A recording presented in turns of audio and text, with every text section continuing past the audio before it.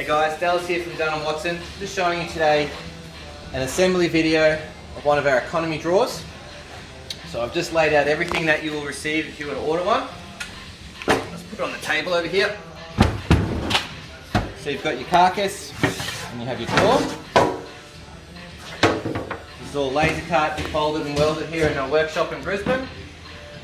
You've got your drawer slides.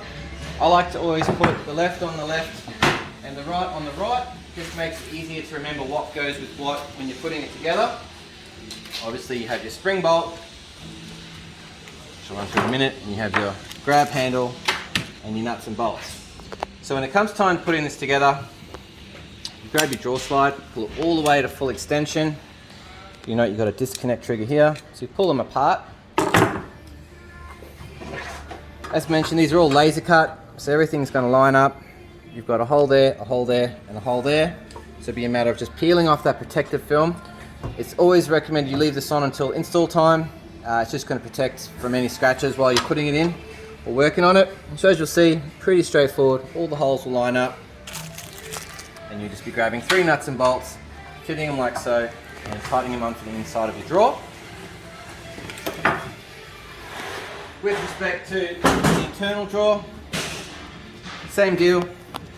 You'll note, you can see in there, you've got your 3 pilot holes. They're going to line up with 3 preset holes in the back of the runner. Because these slides have full extension, all you have to do is pull the runner all the way out, and you can easily gain access to all your pilot holes. So it's pretty straightforward as far as reaching those holes. When it comes to putting the runner back together, it's going to be bolted in like so, and it's just going to be sticking out like that on both sides, obviously. Just imagine this is now bolted to your drawer. But when it comes to feeding it into the drawer, you'll have this carriage here, which slides around like so. You just slide that to the front, and you'll note, if you can just see there, you can see the indent on both sides, just which has to pick up the ball carriages. So you line it up, keep a finger on this carriage just so that it doesn't move, and as it comes through you'll feel a clicking sound, which now means it's locked. It's not going to come out beyond full extension anymore.